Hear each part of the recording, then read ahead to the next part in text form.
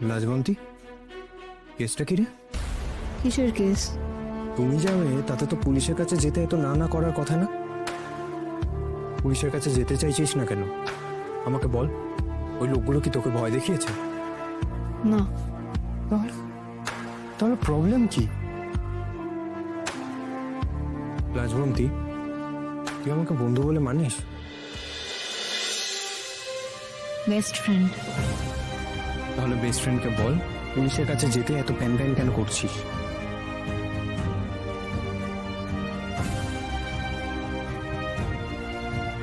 গাড়ির লোকটা কে ছিল বলতো? প্লিজ ডোন্ট টেল মি লাজবন্তী যে গাড়ির লোকটা অনুভবদা ছিল। ওই ছিল রে, ওর গাড়ি লেগেছিল, ওরা মেরেছিল। জানিস তো আমি আমি সত্যি বিশ্বাস করতে পারছিলাম না, তখন ওকেই গাড়িতে থাকতে হলো। কিন্তু নিয়তির খেলা। জানিস তো লাজবন্তী, আমার না মনে হয় তোর আর অনুভবদার কিছু একটা কানেকশন আছে। তাহলে কোথাও কিছু নেই, উনি ওখানে এলেন কি করে? না না, নেই নেই, আমি নেই, আমিও দুনিয়ায় কোথাও নেই। লোকটার ঘাড়ে লেগেও কিছুটা সময়ের জন্য সেন্সলেস হয়ে গেছিল। ঈশ্বর, সত্যি বলছি, আমার গোটা জীবনে এতটা ভয় আমি কখনো পাইনি। ওকে ওইখানে ওইভাবে পড়ে থাকতে দেখে আমার ভেতরটা যে কিরকম হয়ে গেছিল। কিন্তু জ্ঞান ফিরতেই ওই লোকটা আবার আমাকে বকে দিল।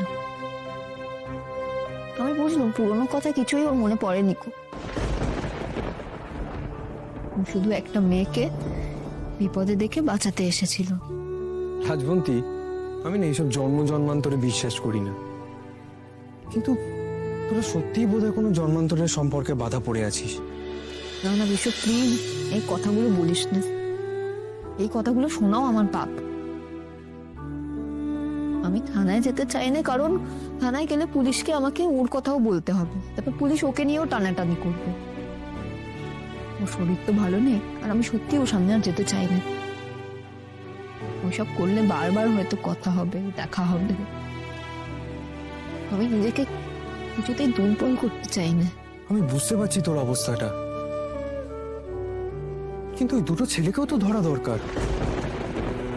ওরকম এলিমেন্ট কোনো শাস্তি না পেয়ে ঘুরে বেড়াবে, সেটা তো হতে পারে না, তাই না?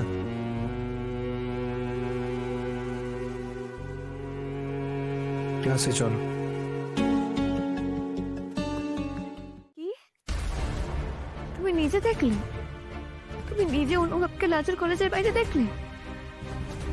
তুমি ঠিক দেখেছো তো মা? হ্যাঁ রে বাবা, আমি একেবারে ঠিক দেখেছি। মাথা ঠান্ডা করে কথাগুলো শোন তো। না মা, এসব শোনার পর আর মাথা ঠান্ডা রাখা আমার পক্ষে সম্ভব নয়। আমার অনুভব সেই লাজের কলেজ আপনি ধাওয়া করেছে, অথচ কালকে অনুভব কি নাটকটাই না করলো। আচ্ছা, তুমি ওখানে কি কি দেখলে? ওরা ওরা কথা বলেছে? না, কথা বলতে আমি দেখিনি, কিন্তু অনুভবের গাড়িটা লাজুর অটোর পেছন করছিল, বুঝেছিস?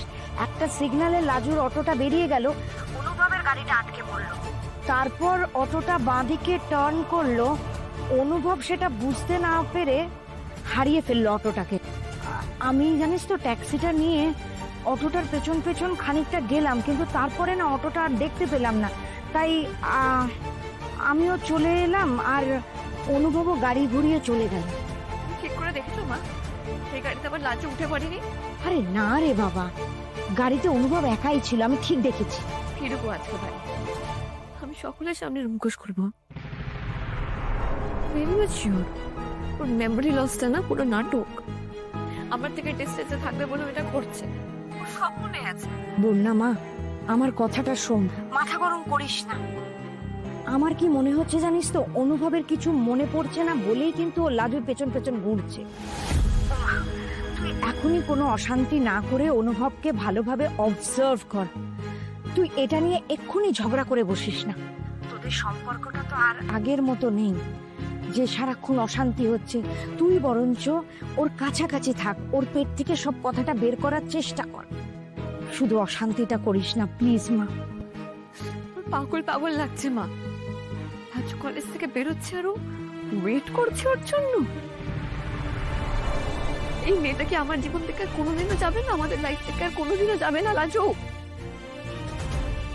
আমার না এবার দুজনকে খুন করতে ইচ্ছা করছে।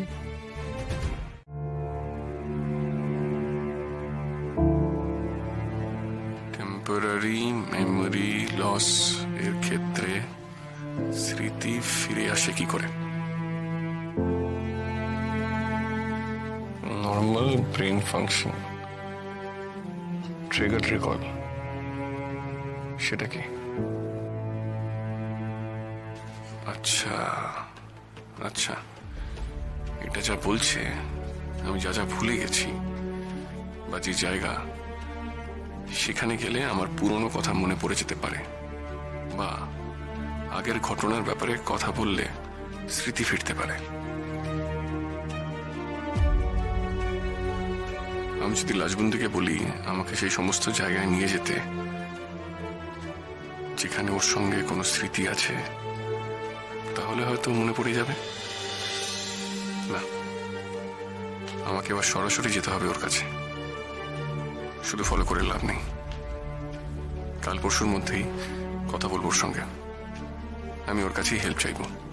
মেয়েটি যদি সত্যি আমায় নিয়ে বদার্ড হয়ে থাকে তাহলে আমায় হেল্প করবে। এবারই কাউকে প্রশ্ন করে সদুত্তর পাবো না, সবাই ভয় পেয়ে আছে। অথচ প্রতিদিন আমার অস্বস্তি বাড়ছে। লাজবন্তী, এই হেল্পটুকু আপনাকে আমায় করতেই হবে।